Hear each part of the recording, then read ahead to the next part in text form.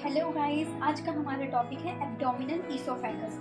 Abdominal oesophagus इसीलिए हम पढ़ रहे हैं क्योंकि हमारा जो थोरेसिक ईसोफेगस था उसे हम थोरेक्स में डील कर चुके हैं, trachea, oesophagus and thoracic duct के साथ में। तो हमारा थोरेसिक ईसोफेगस को हम क्विक रिवाइंड करवा लेते हैं ताकि हमें एब्डोमिनल ईसोफेगस पढ़ने में इजी जाए। तो हमारे पास में जो थोरेसिक ईसोफेगस होता है इसके 4 कॉन्स्ट्रिक्शंस होते हैं। पहला कॉन्स्ट्रिक्शन जो होता है ये हमारे पास में लैरिंग्स है। लैरिंग्स का यहाँ पे हमारे पास में क्रीकोफेरेंजियल मसल है, क्योंकि जो क्रीकोफेरेंजियल मसल्स होती है वहीं से हमारा फर्स्ट कॉन्स्ट्रिक्शन जो होता है वो स्टार्ट होता है। ये हमारे पास में कैविटी है। ओरल कैविटी में यहाँ पे इंसीजर टीथ है। इंसीजर टीथ से फर्स्ट कॉन्स्ट्रिक्शन तक की जो डिस्टेंस होती है वो होती है हमारी 15 सेंटीमीटर। जो सेकंड कॉन्स्ट्रिक्शन होता है ये मिड क्लेविकुलर और हमारी जुगुलर नोज से होकर के जाता है, तो ये होता है हमारे 20.5 सेंटीमीटर जो होता है, जो आर्च ऑफ आयोटा को क्रॉस करता है, क्योंकि T4 का लेवल है। एस मतलब वर्टिकल कॉलम से T4 का लेवल होता है, उससे में हमारा सेकंड कॉन्स्ट्रिक्शन होता है। तो ये 20.5 सेंटीमीटर के डिस्टेंस पे होता है इंसीजर टीथ से। देन हमारा थर्ड कॉन्स्ट्रिक्शन होता है। तो थर्ड कॉन्स्ट्रिक्शन जो होता है हमारा वो 27.5 सेंटीमीटर डिस्टेंस पे होता है इंसीजर टीथ के, और ये हमारे लेफ्ट ब्रोंकस को क्रॉस करता है। फिर जो हमारा फोर्थ वाला जो कॉन्स्ट्रिक्शन होता है वो इंसीजर टीथ से 37.5 सेंटीमीटर की डिस्टेंस पे होता है, और ये हमारे डायफ्राम को पियर्स करके जाता है। ठीक है, तो ये हमारे 4 कॉन्स्ट्रिक्शन थे। हमारे ईसोफेगस की जो लेंथ होती है ये 25 सेंटीमीटर की होती है, उसमें से जो 24 सेंटीमीटर जो होता है हमारा ईसोफेगस वो थोरेसिक ईसोफेगस होता है, और 1.25 सेंटीमीटर जो होता है इतना हमारा होता है एब्डोमिनल ईसोफेगस। ठीक है, तो जो मेजर पोर्शन होता है हमारा ईसोफेगस का वो थोरेक्स में होता है।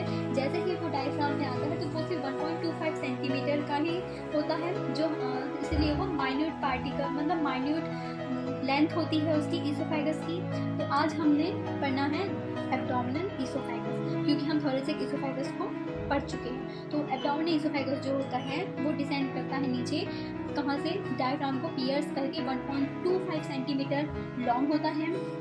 फिर ये कहाँ से ओपन होता है, हमारे डायफ्राम है, डायफ्राम की ईसोफेशियल ओपनिंग से, क्योंकि हमारे पास में डायफ्राम की 3 मेजर ओपनिंग्स होती है, उसमें से एक ईसोफेशियल ओपनिंग होती है। तो ईसोफेशियल ओपनिंग से हमारा ईसोफेगस जो है वो डायफ्राम से थोरेक्स से एब्डोमेन में इंटर करता है। ठीक है, फिर इसका लेवल होता है हमारे पास में T10, मतलब T10 वर्टिब्रा के लेवल पे हमारा जो ईसोफेगस होता है वो डायफ्राम को पियर्स करके नीचे आता है।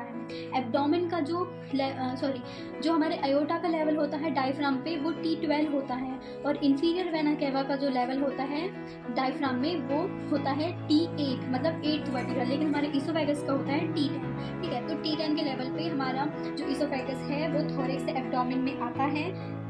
फिर ये जो होता है ये मिडिल लाइन है, जैसे कि हम ये थोरेसिक अयोटा देख रहे हैं, तो थोरेसिक अयोटा जो होता है हमारा, जैसे ये मैंने पेंसिल रखी तो ये स्ट्रेट है, और जैसे ही ये डायफ्राम को इसने पियर्स किया तो डायफ्राम को पियर्स करने के बाद में ये मिड लाइन से थोड़ा सा स्लाइटली कहाँ चले जाता है, लेफ्ट की साइड में चला जाता है। लेफ्ट की साइड में चला जाता है 2.5 सेंटीमीटर मिड लाइन से। ये मिड लाइन है, मिड लाइन से थोरेसिक अयोटा स्ट्रेट आया। देन जैसे ही उसने डायफ्राम को पियर्स किया, एब्डोमेन में एंटर किया, तो ये 2.5 सेंटीमीटर लेफ्ट की तरफ चला गया। क्यों चला गया, क्योंकि हमारा स्टमक का जो फंडस वाला रीजन है या कार्डिक एंड जो है कार्डिक नोड से, तो हमारे जो स्टमक होता है ये लेफ्ट साइड में सिचुएटेड होता है, और राइट साइड में हमारे पास में लार्जेस्ट ग्लैंड ऑफ बॉडी है वो सिचुएटेड होती है, मीन्स लीवर सिचुएटेड होता है। जैसे जब हम डायफ्राम पढ़ेंगे तो डायफ्राम का जो राइट क्रश होता है वो हमारा लार्जर होता है और थोड़ा ज़्यादा कर्व्ड होता है एज कम्पेयर टू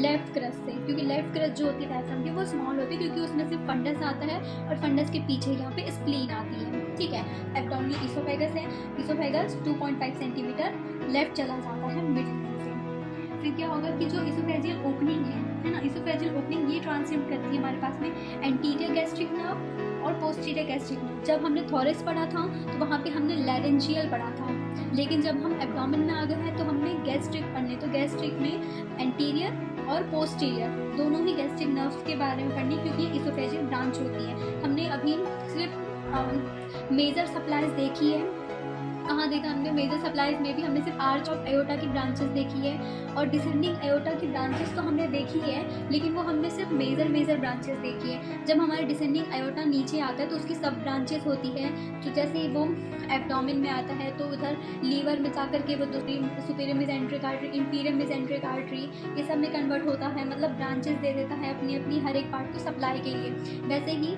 जब स्टमक में आता है तो वो अपनी गैस्ट्रिक आर्टरी जो है उसे दे देता है अपनी क्योंकि जो हमारा स्टमक होता है वो लेफ्ट में सिचुएटेड होता है, तो वो लेफ्ट गैस्ट्रिक आर्टरी देगा, क्योंकि राइट तो वो दे नहीं सकता, राइट में तो हमारा लीवर होता है, तो राइट हिपैटिक आर्टरी देगा जो कि पोर्टल वेन से मिलेगी ना, पोर्टल आर्टरी से, पोर्टल वेन से, और फिर जो लिम्फेटिक ड्रेनेज है वो भी चला जाएगा।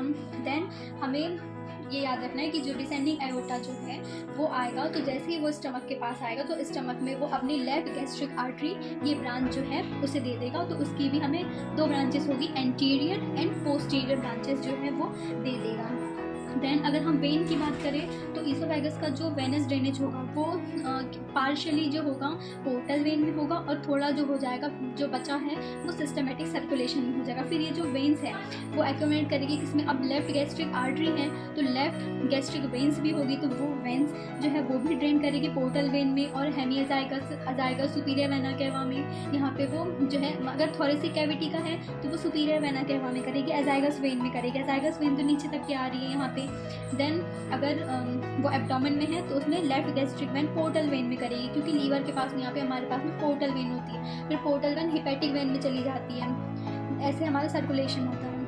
जो हमारा ईसोफेगस जो है ये यहाँ से कंटिन्यू हो रहा है, जैसे उसने डायफ्राम को क्रॉस किया, देन ईसोफेगस तो सिर्फ 1.25 सेंटीमीटर का लॉन्ग होता है, देन यहाँ से हमारा स्टमक स्टार्ट हो जाता है, तो स्टमक में भी जो हमारी राइट बॉर्डर होती है, राइट बॉर्डर लेसर कर्वेचर में कन्वर्ट हो जाती है स्टमक के, और जो लेफ्ट बॉर्डर होती है वो सेपरेट कर देती है ईसोफेगस को फंडस से, ठीक है, क्योंकि फंडस वाला फिर पार्ट है, फिर यहाँ से ग्रेटर कर्वेचर स्टार्ट हो जाता है, तो जो हमारा लेफ्ट बॉर्डर होती है वो सेपरेट करती है फंडस को पूरे रेस्ट ऑफ द स्टमक से और कार्डिक नॉर्थ से, ठीक है। फिर पेरिनियम जो है इसकी कवरिंग होती है ईसोफेगस के एंटीरियर भी साइड से। फिर इसमें कैसे हिस्टोलॉजी देख लेते हैं, तो इसमें म्यूकस मेम्ब्रेन की अगर हम देखें तो म्यूकस मेम्ब्रेन तो एपिथेलियम की लाइनिंग होगी, जो कि कहाँ से होगी, नॉन कैरेटिनाइज मतलब स्ट्रेटिफाइड क्वाइमस, नॉन कैरेटिनाइज नेचर की होगी। अगर हम इसकी मस्कुलरिस म्यूकस देखें तो ये लोअर पार्ट में डिस्टिंग होगी, इसमें लॉन्गिट्यूडनल मसल फाइबर्स होंगे।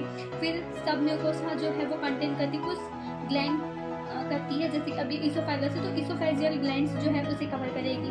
मस्कुलरिस की अगर हम बात करें तो मस्कुलरिस एक्सटर्ना में क्या होगा कि ये स्ट्रेट मसल जो है अपर थर्ड में रखेगी, देन वो मिक्स हो जाएगी मिडिल थर्ड में, स्मूथ मसल्स भी आएगी, लोअर पार्ट में आ जाएगी। अगर इसकी आउटर लेयर देखें तो इसमें लॉन्गिट्यूडनल फ्लोटिंग कोट होती है, कहाँ पे, इनर लेयर में, और सर्कुलर कोट जो होती है वो फाइब्रस मसल्स फाइबर्स में होती है, और एडवेंटिशिया भी होती है। एडवेंटिशिया है तो वो कनेक्टिव टिश्यू, कहाँ पे, कैपिलरीज में कनेक्टिव टिश्यूज हो जाएंगे। फिर अगर हम इसकी क्लिनिकल एनाटमी देखें ईसोफेगस की, एब्डोमिनल ईसोफेगस की, तो यहाँ पे हर्निया हो सकता है। हर्निया कैसे होगा कि जो हाइडल हर्निया होता है वो ईसोफेजियल की ओपनिंग में होता है, जब हमारा रोलिंग होती है ईसोफेगस में या स्लाइडिंग होती है तो वहाँ पे हमें हर्निया दिख जाता है।